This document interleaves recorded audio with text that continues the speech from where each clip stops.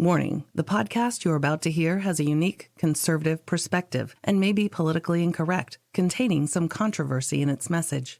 This episode may speak out against liberalism, socialism, the dark state, and religious organizations. It is possible that evil in politics, education, law, society, and religion will be discussed and exposed. However, we believe this podcast adds truth and value to a mature, disenfranchised audience who may be tired of apostate religions and wicked world systems.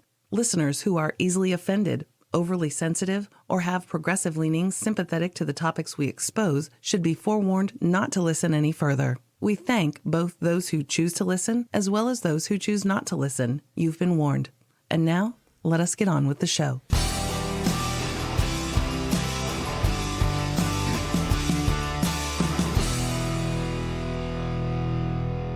Knock, knock. Who's there? Freedom Friday Hour.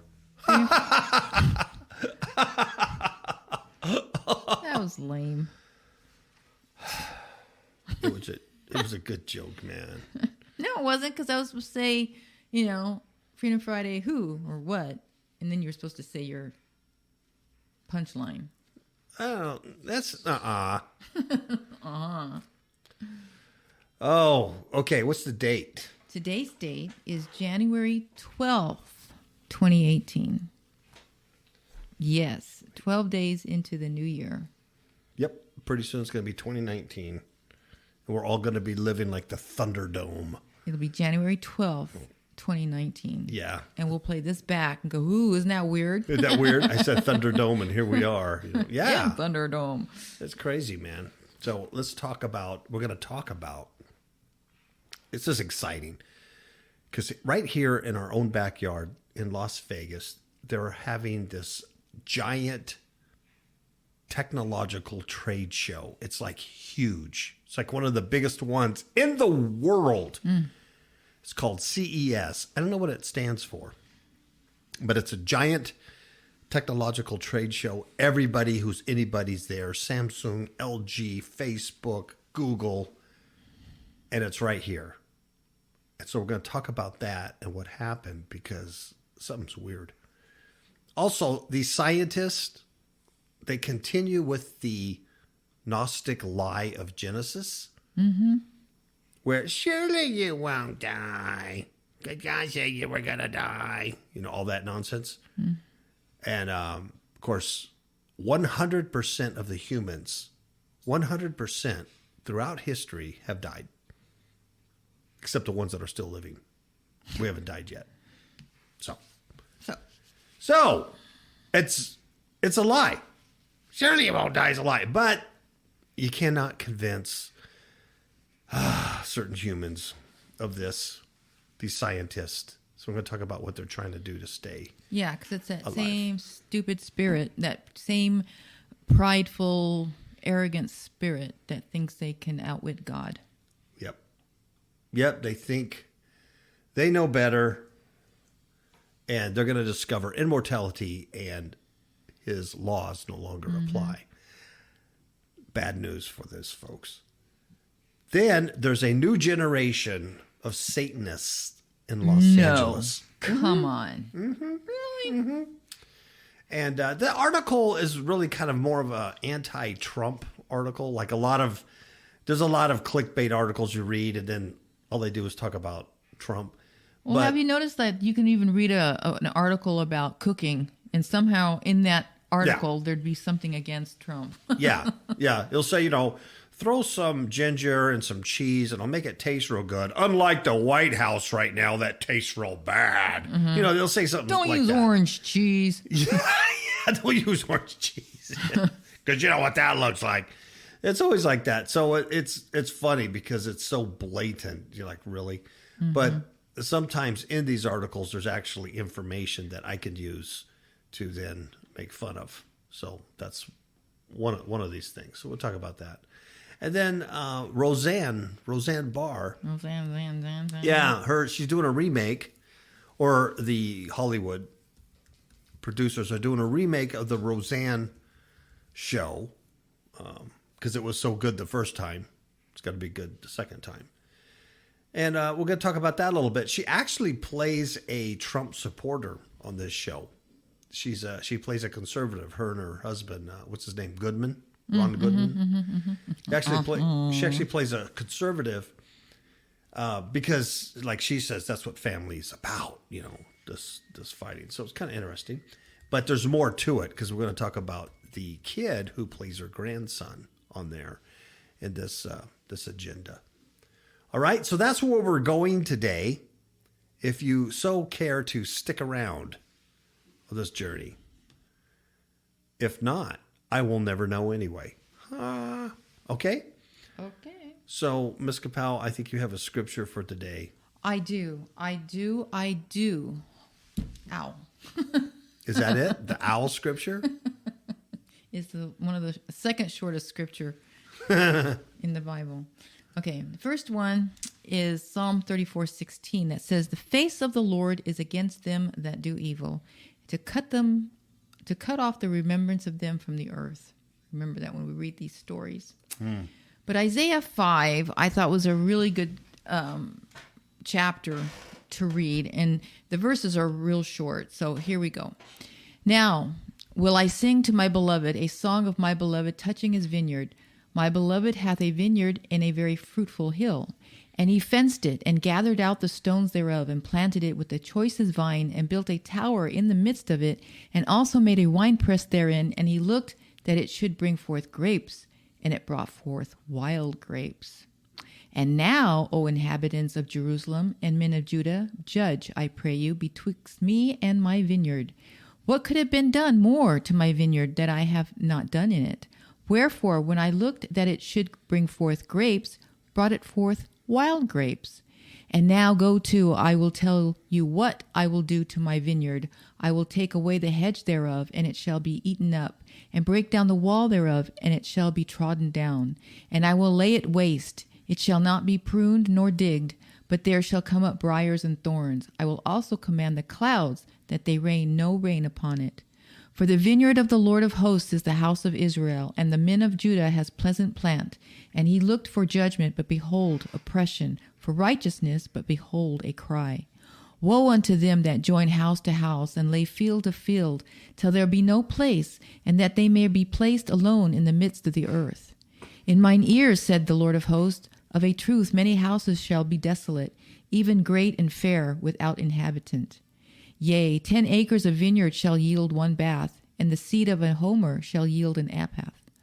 Woe unto them that rise up early in the morning, that they may follow strong drink, that continue until night, till wine inflame them, and the harp and the viol and the trumpet and the pipe and the wine are in their feasts, but they regard not the work of the Lord, neither consider the operation of his hands. Therefore my people are gone into captivity, because they have no knowledge, and their honorable men are famished, and their multitude dried up with thirst. Therefore hell hath enlarged herself, and opened her mouth without measure, and their glory, and their multitude, and their pomp, and he that rejoiceth shall descend into it. And the mean man shall be brought down, and the mighty man shall be humbled, and the eyes of the lofty shall be humbled. But the Lord of hosts shall be exalted in judgment, and God that is holy shall be sanctified in righteousness. Then shall the lambs feed after their manner, and the waste places of the fat ones shall strangers eat. Woe unto them that draw iniquity with cords of vanity, and sin as it were with a cart rope. They that say, let him make speed and hasten his work, that we may see it, and let the counsel of the Holy One of Israel draw nigh and come, that we may know it. Woe unto them that call evil good and good evil, but put darkness for light and light for darkness, but put bitter for sweet and sweet for bitter. Woe unto them that are wise in their own eyes and prudent in their own sight. Woe unto them that are mighty to drink wine and men of strength to mingle strong drink, which justify the wicked for reward, and take away the righteousness of the righteous from him. Therefore as the fire devours the stubble, and the flame consumeth the chaff, so their root shall be as rottenness, and their blossom shall go up as dust, because they have cast away the law of the Lord of hosts, and despised the word of the Holy One of Israel. Therefore is the anger of the Lord kindled against his people, and he hath stretched forth his hand against them, and hath smitten them. And the hills did tremble, and their carcasses were torn in the midst of the streets. For all this his anger is not turned away, but his hand is stretched out still. And he will lift up an ensign to the nations from far, and will hiss unto them from the end of the earth. And behold, they shall come with speed swiftly. None shall be weary nor stumble among them. None shall slumber nor sleep. Neither shall the girdle of their loins be loosed, nor the latchet of their shoes be broken. Whose arrows are sharp, and all their bows bent. Their horses' hoofs shall be counted like flint, and their wheels like a whirlwind. Their roaring shall be like a lion. They shall roar like the young lions. Yea, they shall roar and lay hold of the prey, and shall carry it away safe, and none shall deliver it. And in that day they shall roar against them like the roaring of the sea. And if one look into the land, behold darkness and sorrow, and the light is darkened in the heavens thereof. Wow. Does anybody else find these ancient scriptures just fascinating? I do. It's amazing, isn't it? I mean, right there, you're reading these ancient texts. These ancient texts. And it describes the building of cities to the T. Mm-hmm. And it's a woe upon those who do it. They just lay houses upon houses, houses upon houses. And then it describes all this stuff like what you see all around you. But what's amazing is the prophetic word of what's going to happen with all of this. Mm-hmm. It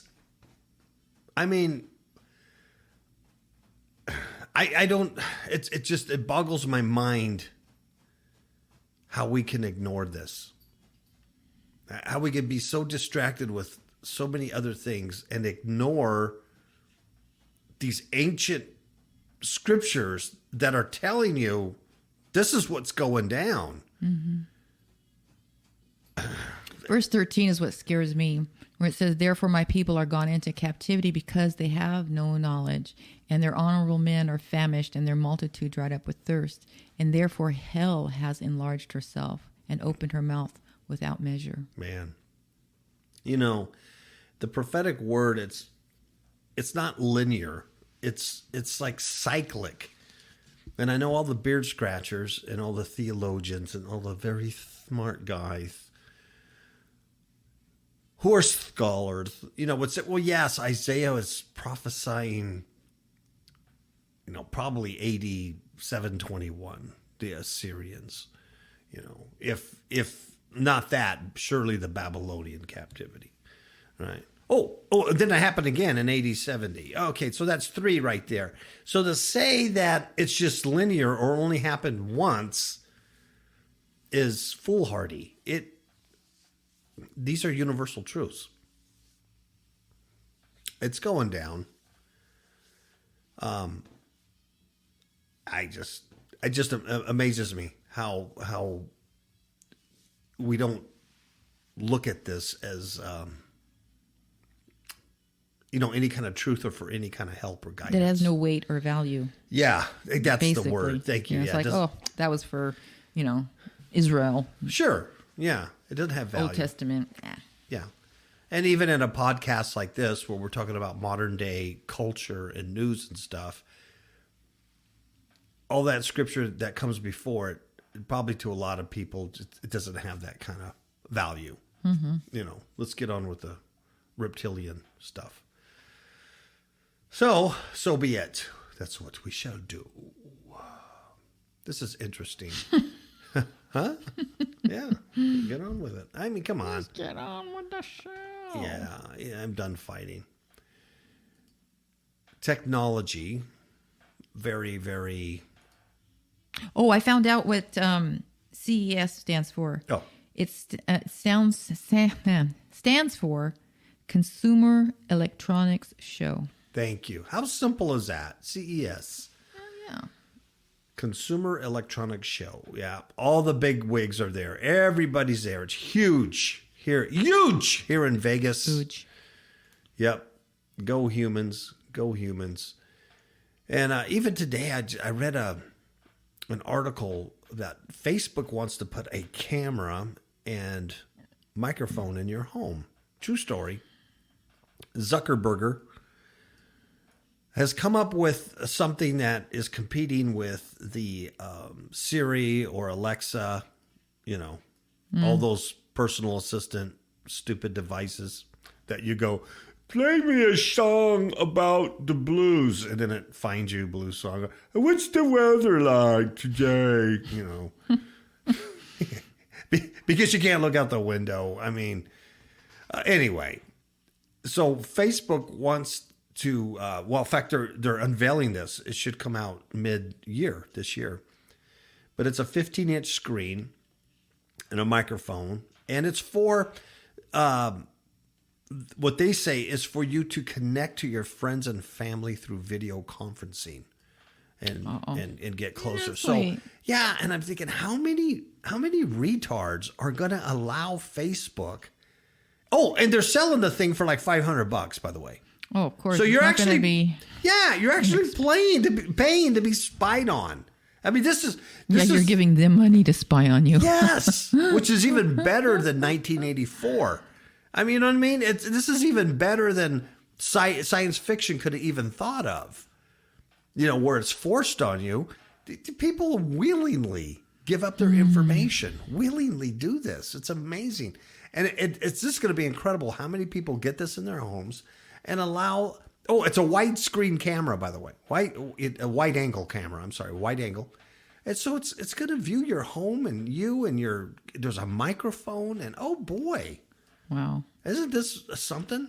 So these reptilians really, really like this control. And they really want to know what's going on. What are you guys doing? Yeah, they really want to know.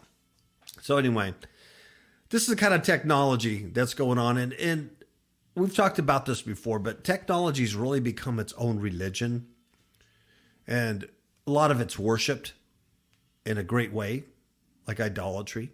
A lot of people are worshiping their technology. And they think this is going to save humanity or save the earth or whatever. And quite amazing. Quite amazing.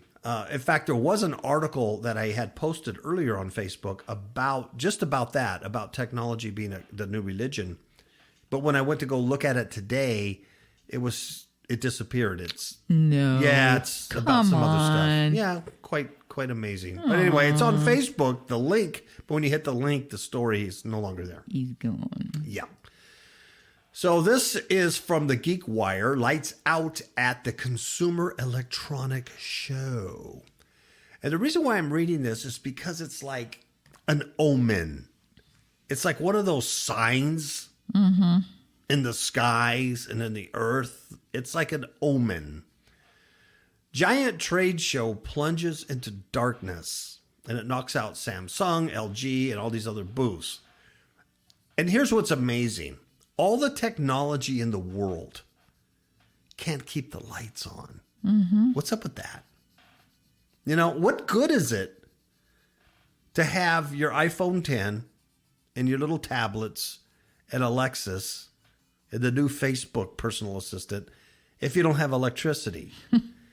Oops. The grid that we've created, the electrical grid that we've created worldwide, globally, everything hangs on that. When that goes down, everything else goes down. I mean, it's that simple. So all your computers, everything, they're worthless. I mean, until when the battery goes out, that's it. So I just find it very ironic. So there was a power outage. This was Tuesday. Tuesday out here, it rained really hard up until Wednesday. So the CES is at the Las Vegas Convention Center. And the power outage happened there in Vegas. And it's since been fully restored. And so the show went on. So everybody got in and everything like that. But I did think it was funny because when you had told me about it, it reminded me of the story of the Tower of Babel. And also the story in the Bible about the Egyptians going after the Israelites, and that God decided to fight for the Israelites, and He did something to the chariot wheels of the Egyptians, where they couldn't take control of their chariots anymore, and they said, "Oh, we better go because their God is fighting for them," and So they ended up having problems with their horses and their chariots. With their technology. Yeah. Quite amazing. Apparently this happened around 11 a.m. In the morning. Isn't that something? Just God has a sense of humor. Yeah. At 11 a.m., the number, 11:11. It probably was at 11:11. But around 11 a.m., this is when it all went out. And the story says the outage was a bit ironic, given that the CES show, the status is one of the world's biggest technology conferences. And apparently it wasn't the first mishap. On Tuesday, which was the opening day of the show, it rained really bad out here. And so it spoiled the unveiling of Google's massive outdoor booth. You can imagine the disappointment and the anger and the...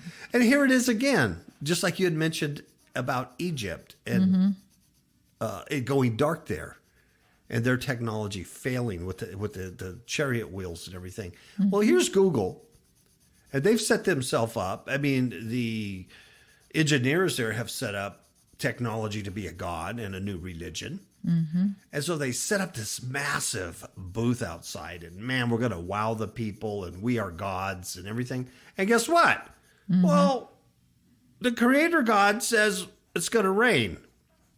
And all the technology in the world, all the Google, couldn't stop the rain. That's right. It sounds like it's a good song. Who's going to who stopped the rain?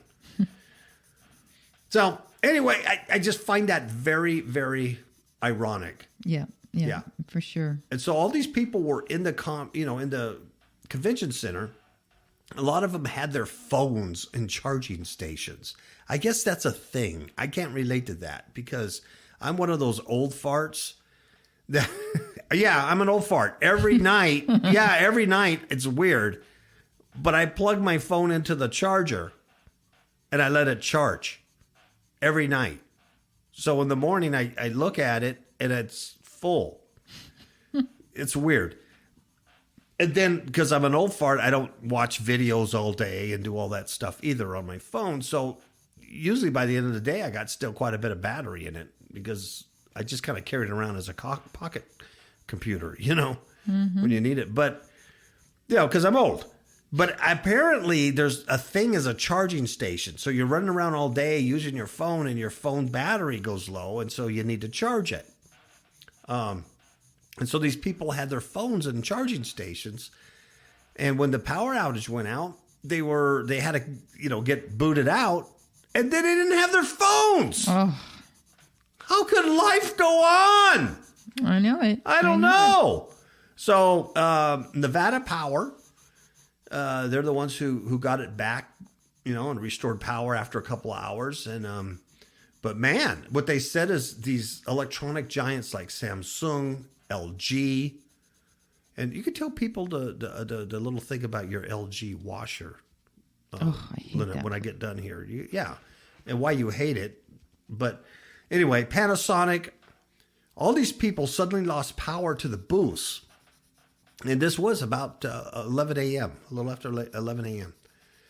And the whole exhibit center was just enclosed. And when the power dropped, it drew audible gasp.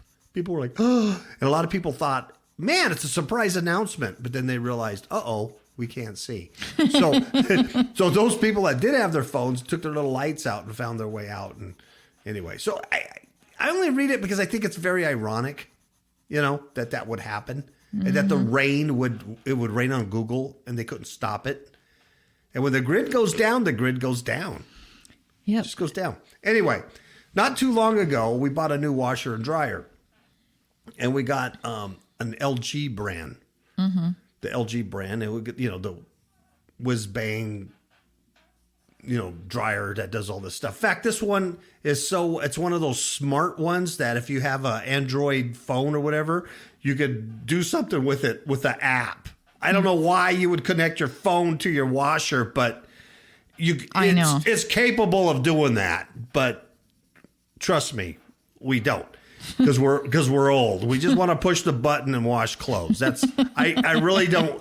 I don't need an app to tell me, how sudsy things are. So anyway, what is it, Miss KAPOW, that drives you nuts about this thing? Well, after it's done, it has this chime, and it's the same chime. It's short, but it tells you, it tells you that the cycle's done. It's, you can take the clothes out and put it in the dryer. And the dryer also has a chime, but it's the same chime. And I always tell Brother KAPOW that, wouldn't that be something if this chime was like in everything, and that one day we'll be listening to a song or something, and we'll have that familiar chime to it. It's like, we know that. It's almost like the Pied Piper thing. It's in everybody's home, so everybody's going to be programmed with this chime. But it just annoys me.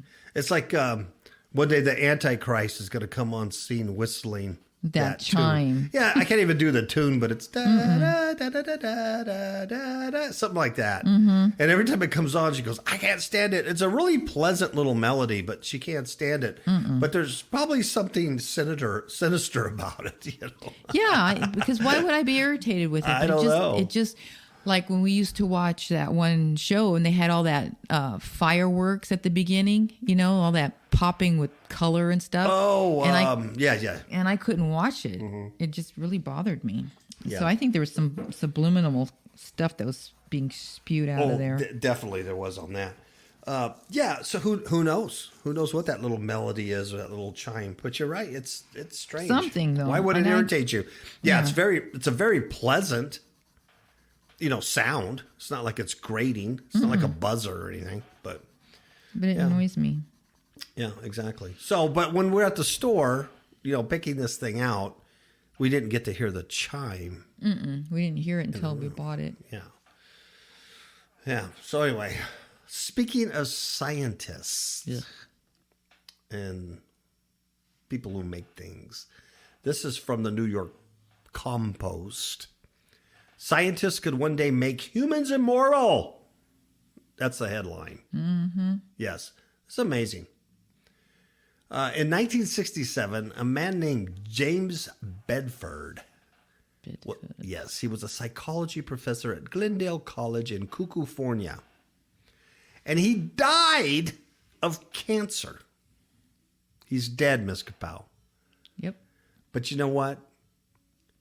He's the guy who took the first step towards coming back to life. On the day he died, the professor became the first person ever frozen in cryonic suspension. That's right. Mr. James Bedford is now embedded in liquid nitrogen at minus 321 degrees Fahrenheit. He's a little bit chilly. This is amazing to me because if his body's frozen and his head's frozen, what makes you think you're going to be resurrected alive? Well, you know what it is? They think that if they can freeze them, then with new technology and new knowledge about, wellness, that they can come up with a cure for whatever disease he died of and then revive him and cure him, and he'll be good as new. That's their theory. Yeah. Okay. Well, right. On the surface, I go, okay, that makes sense. The problem is... But you see the arrogance of this? Yeah. Oh, yeah.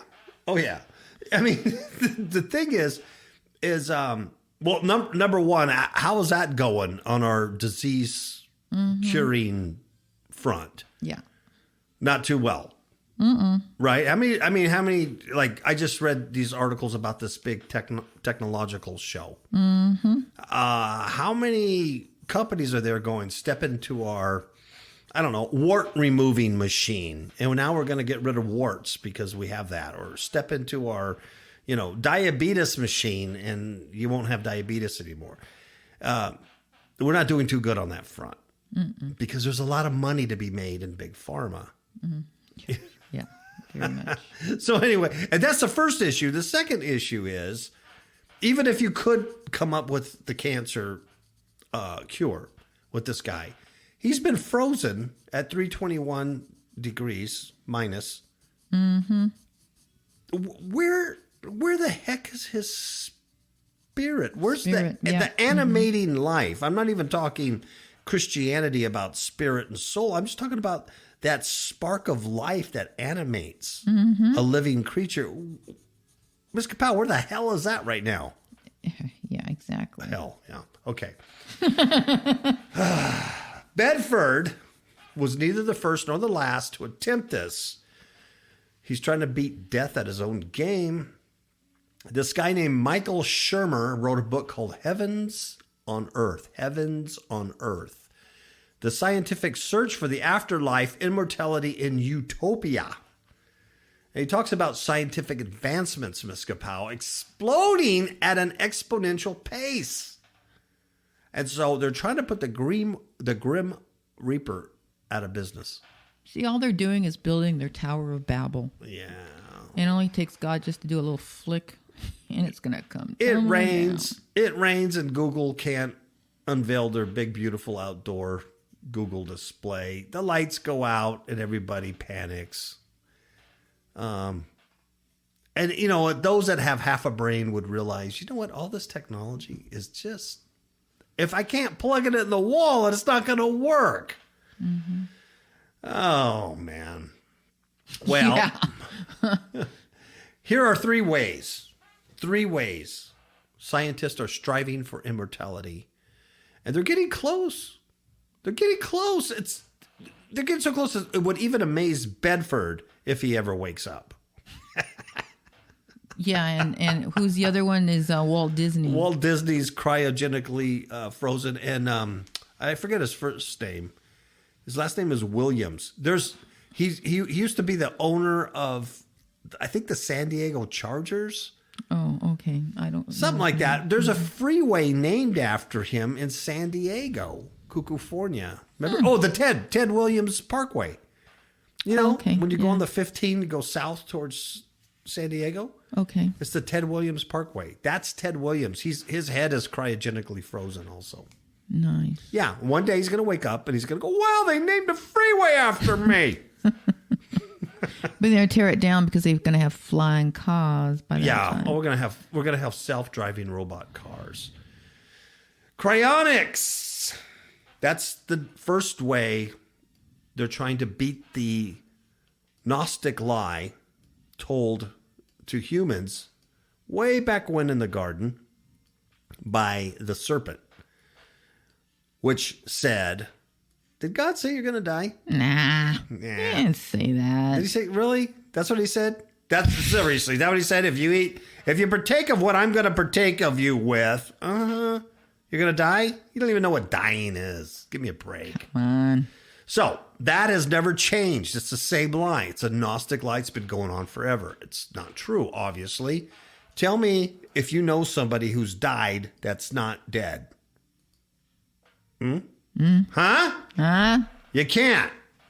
Cryonics is a process of suspending a just deceased person in a frozen state until the remedy of what killed him has been discovered, just like you said, Ms. KAPOW. And science will only consider a person properly preserved if they can be revived with all of their memories intact. I don't know how you can do. How do you prove this? Many question this. The cryonic process vitrifies the brain. It turns it into a glass-like substance. And when you thaw it, everything's fine.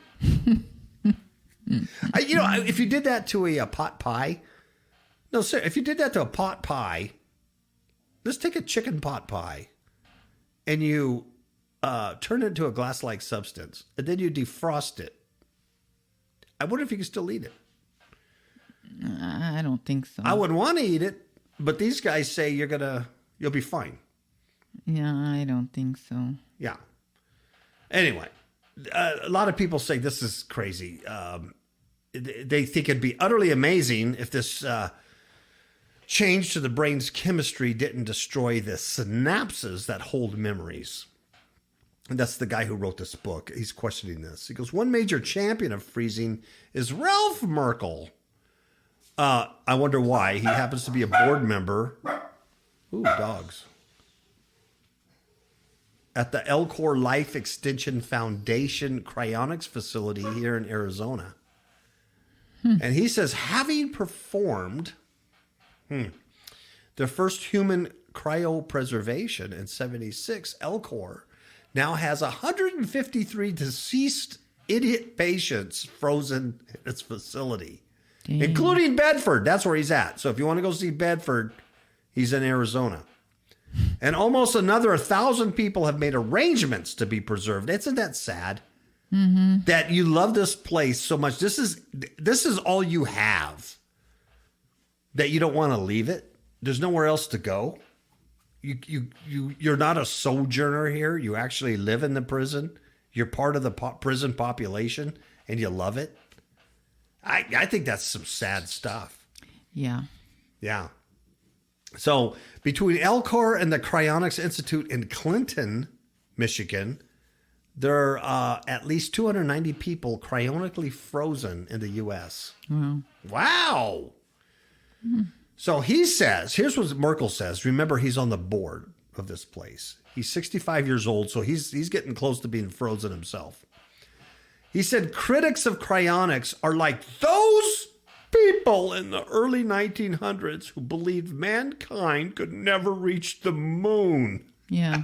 And there's some debate on that if it ever happened. That's a horrible analogy because there's many people, my father included, who did not believe that we went to the moon because it looked like the Nevada desert to him. And here it is years later. Well, sure enough, there's a lot of people saying that it's phony baloney. Well, we can't make a garden hose that doesn't kink, but we can send a guy to the moon. Okay, whatever. So here's another, I don't want to beat a dead horse. Here's another way to stay alive forever, Ms. KAPOW. It's called singularitarians. Yeah. Okay, so the first way is you can get frozen, and then they'll wake you up, and you're going to be fine. Yeah. You're going to recover information, have all your memories. You're going to have everything but your bank account. Singularitarians, on the other hand, they believe that life will be extended by merging with technology, which is fine unless the power grid goes out. Singularitarians, God, that's hard to say. They predict there will be a theoretical future moment when artificial intelligence will overtake and either merge or replace human intelligence. Yay! And the premier evangelist for this is this futurist Ray Kurzweil. And who is he? He's Google's director of engineering. That's right. He's the guy who couldn't undo the booth last Tuesday because God made it rain. So he got flicked in the head. Flicked in the head. But he doesn't care because he's going to merge with a machine. And he created, or Google created, the first text-to-speech synthesizer and the CCD flatbed scanner. So anyway, Kurzweil believes that we're all going to reach a point where the world will change more in 10 years than in 1,000 centuries. I have to agree with that. And as the acceleration continues and we reach the singularity, the world will change more in a year than in all pre-singularity history. When that happens, humans will achieve immortality. There it is. We're all going to become robots. Oh, so anyway, he talks about all kinds of weird stuff, Kurzweil. He has a vision of life. By the 2030s, we'll have nanobots that can go into a brain, right, through the capillaries. Non-invasively, though. Non-invasively. I don't know how they get in there. And then they connect to your neocortex and basically connect it to a synthetic neocortex. It works the same way in the cloud. So we'll have an additional neocortex. You'll love it. Nanobots will give us greater brain power. Oh my gosh. So this guy, he's totally crazy. He bought into that whole serpent thing. Here's a guy who would, okay, that's good. I'd go do it. I open my eyes and be smart. Here's this guy. And here's the third way, Ms. KAPOW, and then we're done with this. The third way, okay, number one is to freeze your brain. Number two is to become one with the machine. And then three is mind uploading. It's kind of like almost becoming one with the machine. So what you do is you upload your mind, right? It goes further than Kurzweil. Say, you won't even need a body or a brain to exist because your human consciousness will live on a computer. Yep. It'll be in a computer. Yeah. It was like that movie with Johnny Depp a few years ago. Oh, yeah. I forget the name of it, but yeah. They all became one with the grid or something. Yeah. Until the electricity went out and he died. Exactly. Till it rained. Just like Noah's Day. Everything was fine until it rained. Damn rain! The key to uploading the brain is the connectitome. You notice with all this stuff, too, comes new words. Yes, a new vocabulary. It's so smart sounding. You know, a connectitome, I'm probably mispronouncing it. It's probably connectitome, which is a comprehensive map of the brain's neural connections and pathways. It equals the sum total of one's brain function. Wow. So the scientists are currently trying to figure out how to assemble and preserve the connectitome of a brain. Now, once that's achieved, Ms. KAPOW, theoretically, they'll be able to download a human being's conscious mind. Wow. And they'll preserve it. That's right. This guy, here's a guy. I think he works for the Brain Preservation Foundation. Yeah. They announced a prize for companies that can figure out how to preserve brains. You get a free toaster oven. Yes. And a coffee mug. Of course. And by extension, the connectitomes. And I guess in 2016, so long ago in the past, 21st Century Medicine in Fontana, California, was awarded the Brain Preservation Prize for small mammals after freezing a dead rabbit's brain at temperatures even colder than vitrification. See, that's sad. And then they thawed it out to show preservation of brain ultrastructure sufficient to establish that the connectitome, or totality of all brain cells and synaptic connections, can be preserved for at least 100 years. And guess what? Guess what that earned them? Guess what the prize was? 27,000. Yes! Wow. Yay! Now they have another prize. They're gonna offer 108 grand, and they'll go to the first company, the first team to successfully preserve a whole large animal brain in a manner that could be adapted for humans. Oh, God. So this is good stuff. This is a good. These are Poor good animals. prizes. Oh, Yeah. gosh. Oh, yeah. So anyway, that's what they're trying to do. And so there are scientists out there. They're working to extend our upper age ceiling, oh boy, through various medical technologies. And they're saying that, they're hoping it's going to work, that they're going to be able to beat death, the grim reaper, whatever.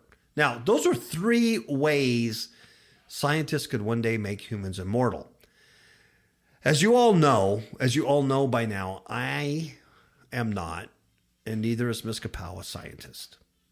Not even Really? close. I thought I was. Okay, I'm so glad you told me. We're not close. Not even close. All right. Nor do we get prizes or awards. Nor do we belong to any boards of scientific companies that do this. But I have a sure way, not a possible way, a sure way that you can extend your life and become immortal. Positive. Without freezing your brain, without merging into a computer, without becoming singularity, whatever the heck that is.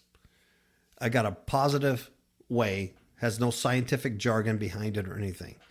It's called being reconciled to your maker. Amen. It's called circumventing the lie that was told to the humans in the garden. Yeah. Reconciled with your maker God.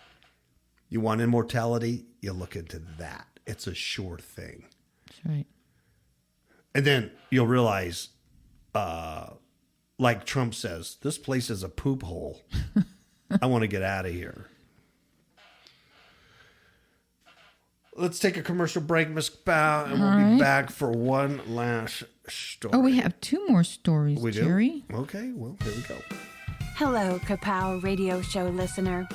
You came here to get assistance, knowledge, or perhaps to be part of a unique community that exposes evil. We thank you for your compassionate and strong prayers through the years.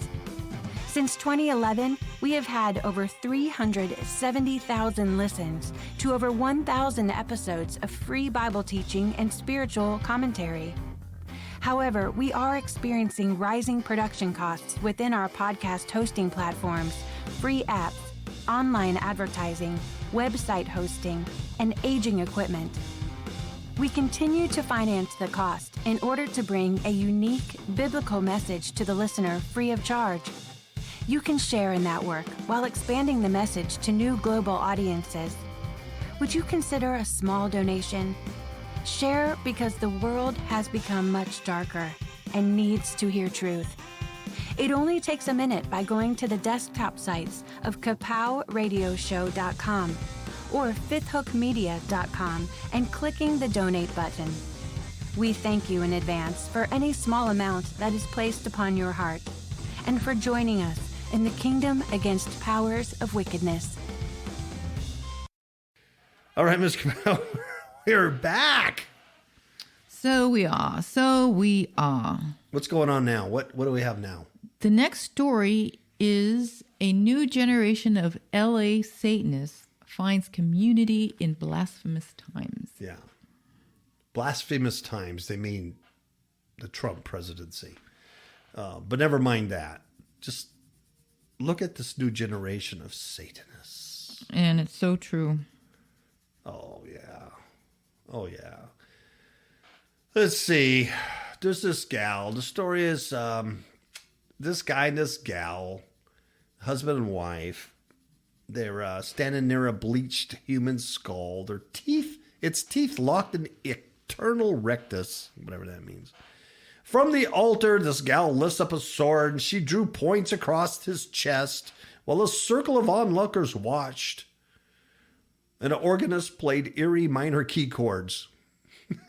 So anyway, and then she says, on this altar we consecrate swords to direct the fire of our unholy will. That's what she said. A human skull, symbol of death, the great mother Lilith created us all and will destroy us all. Right. Hail Satan, hail Satan, hail Satan, the group chanted back. Yuck, yuck, yuck.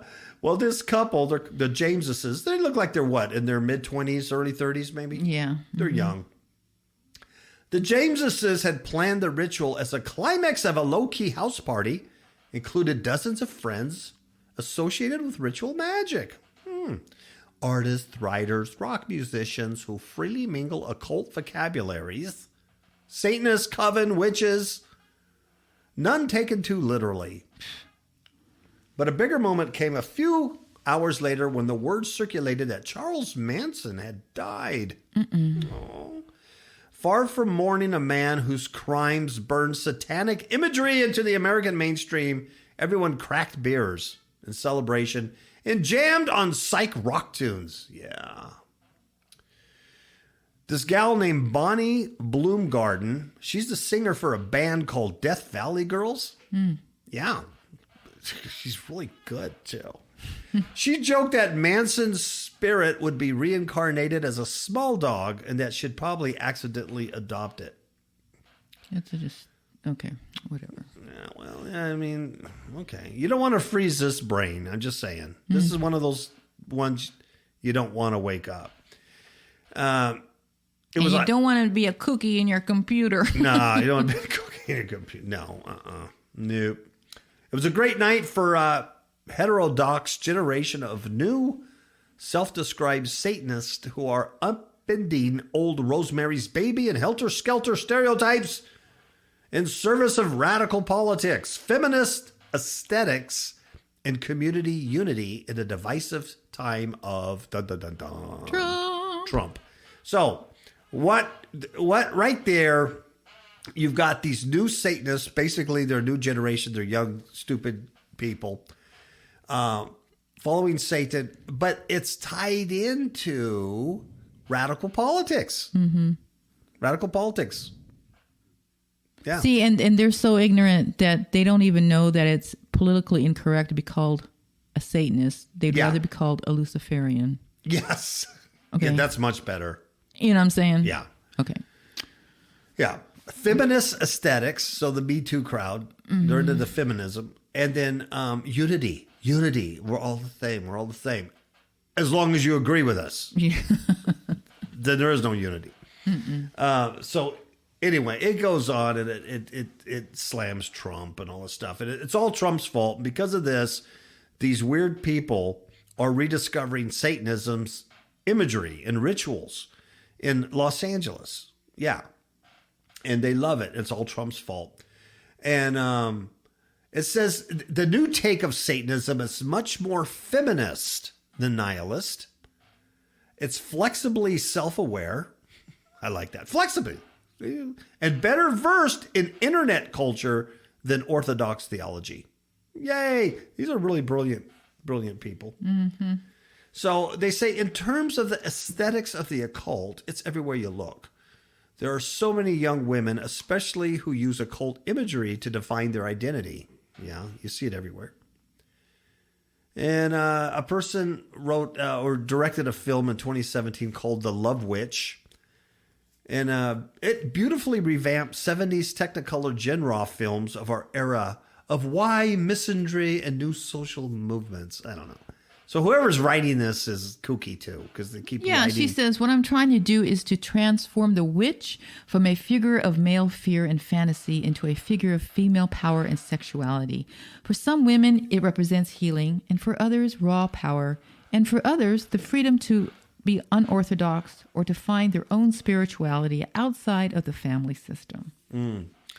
So feminism, Satanism, any kind of ism.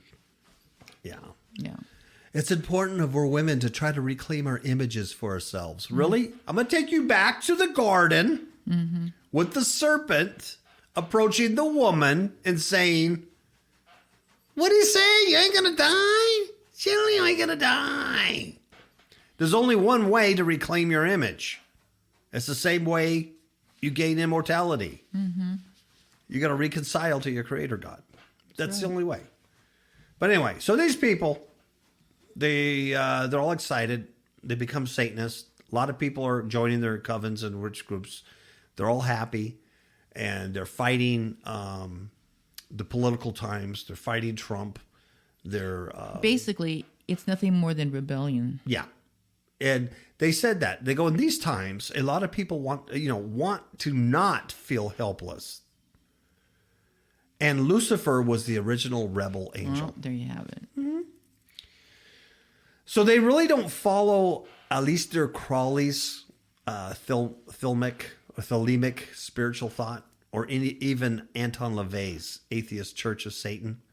They really don't follow that. They're kind of doing their own thing. They're mixing their own politics and stuff with Which it. is really his kind of thinking. Yes, yes. Do what thy wilt, to the whole the wall. So anyway, it goes on, and they're kooky. So yeah, new generation of Satanists coming to a town near you. I can't wait. They're beautiful people. Beautiful people. Okay, one last story. Roseanne Barr. Roseanne. Barr. The story behind Roseanne's grandson who dresses like a girl. But he's not transgender, people. No, he's not transgender, and he's not a fag-a-lot. Nope. He just likes girl clothing. Yeah. So what's the agenda there? It's that pattern, right? It's the constant dripping of the faucet. It's that pattern. It's that little musical note you keep hearing on your new washer. It's that constant pattern telling you it's okay. He's not transgender because, we still wouldn't accept that right now. And he's not gay because, we can't accept a 9-year-old boy being gay. He's not even sexually active yet, right? That'd be pedophilia, right? I think. But he just likes dressing like a girl. That's okay. It makes him quirky. He's got a fashion sense, right? So, anyway, Roseanne's show, it's called Roseanne. Darlene's son, his name is Mark. He's played by a kid named Ames McNamara. Oh. Yeah.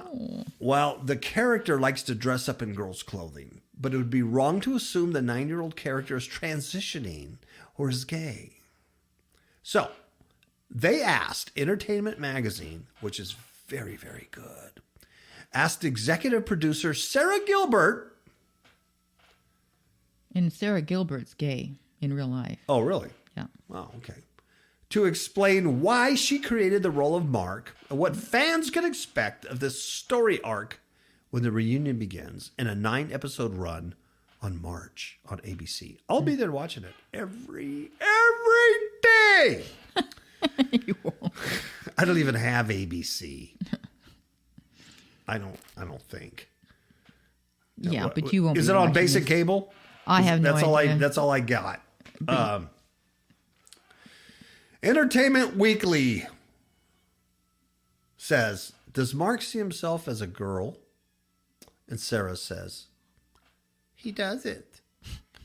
That's something that got out in the press. That's not true. He's not a transgender character. He's a little boy. He's based on a few kids in my life that are boys who dressed in more traditionally feminine clothing. Really? Yeah. How many little boys do we know that do that? I've never met one. I've never met a little boy. Even some of the little dresses- kids that walk around here in Mesquite, they dress like boys. Yeah. The girls dress like, girls. I don't. But she's making it sounds like she has, well, she could because she's a Hollywood type, and you said she's a lesbian. Yes, she is. Yeah. So maybe she's. As she goes on, she says, he's too young to be gay, and he doesn't identify as transgender, but he just likes wearing that kind of clothing, and that's where he is at the point of his life. See, but she's lying because the stories that we've read, some of those kids know that they're gay or transgender by age 3. Oh, yeah. They come out of the womb going, hey, Yeah, this is the wrong body. yeah, I'm a chick. Doctor. You know. See how they lie? Ugh, Yeah, God, and just you know what? And then lazy. she's talking like, well, this is nothing. I just wrote the character like that. It's just Yeah. not a big deal. Well, why would you write it like that? I mean, what's your... There's an agenda here, obviously. Mm-hmm. And it's that pattern. It's that constant put it in your face until you get used to it. Now, I know I'm going to sound like an old fart, because I am. But I'm going to sound like that. But, you look at 2008 when gay marriage became legalized here in the United States and how far we've come from since then. But if you look at entertainment and television leading up to these points of acceptance, and you had these very benign TV shows, and I'm going to mention one like Three's Company. Remember Jack Ritter? Yeah. If you're under 80, you don't remember this show. So there was a show called Three's Company that all us 80-year-olds loved. And Jack Ritter played a gay guy. He wasn't really gay. He was straight. But in order to live with these two girls, because they were roommates, they couldn't afford to live separately. Mm-hmm. So they all lived together in one apartment. But the apartment manager, who later was Don Knotts, right? Played by Don Knotts. Mm-hmm. He wouldn't allow this kind of conduct in his apartment.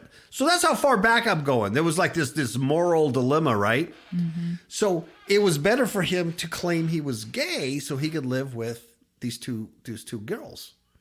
And the show. So anyway, I know it sounds stupid, but it's a little desensitizing, little by little. And that's how they've always done it. Back in my parents' day, the married couple would sleep in 2 separate beds. The 2 singles, and they would always have like a little something between the beds. Yeah, a little nightstand or something. Yeah, and then it got where they had just one bed. But they were separate, basically. One would sleep on one edge. They never touched. And then it evolved from that. Well, now they have, sex in the bed. Yeah. So it goes little by little. Little by little. And the same thing with, the TV and the language and everything. Today I was having lunch and I saw CNN in the background, and right there on the thing, bigger than everything, it says Trump calls nations, and they spelled out the whole world. The whole word, I mean. Poop hole. But they spelled out the whole... Yeah, they spelled out the whole... On TV, on CNN. Uh-huh. I'm thinking, wow. When did that happen? When did that happen? That you could actually call it a sheet hole. Mm-hmm. Yeah. So, quite amazing. But anyway... So it's just this trickle down thing, Then you had what? Years later you had that. What was that? I couldn't stand that thing. He really was gay, and his Grace, Will and Grace, that kind of thing. So over and over again. So anyway, I'm an old fart. I know it sounds like that, but this is what this is. This kid's not transgender. He's not gay. He's just like dressing like a little girl. It's okay. This is a pedophile dream, folks. Mm-hmm. This is pedophile dream, So they ask, how much do you address his desire to wear girls' clothing? And Sarah says, there's an episode that addresses it. He dresses that way throughout the show, but there's one episode that focuses on it more heavily. We did a lot of research because we wanted to make sure to do it properly. This character is not transgender. He keeps saying that. She keeps saying that over and over again. And then she was asked, what made you want to create the character? And here's what she says. See if you agree with this. It represents the world. Does it? Does it? No. Her world. Yeah. I mean, how many people are listening? You have kids or grandkids or great-grandkids or great-great-great-grandkids if you're as old as me. And does it represent the world that you know? No. Mm-mm. But that's the lie we're going to put forth. And she says, this is a show that's always been able to represent the world and talk about it without being so issue heavy.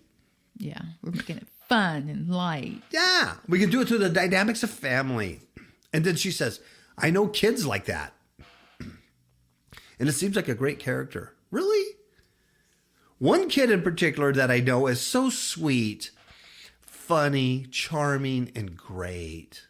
Mm. In a way, the character, that's one element of the character that he dresses that way. Mm-hmm. But he's also based on this kid I know in a lot of other ways. Mm-hmm.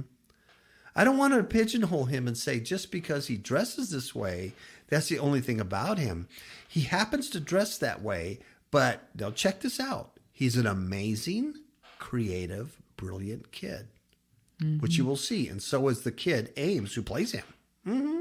So he's dressed like a chick, and he's just not a regular kid. He's amazing. He's brilliant. And it's normal. It represents the world.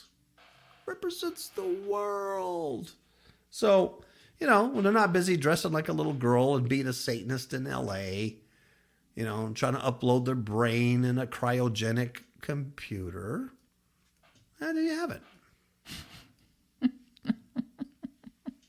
There you have it. I'm depressed. Okay, that was the last story. Yeah. I'm gonna go. You can handle the rest of the show if you want, or say goodnight. I gotta go. Ciao, babies.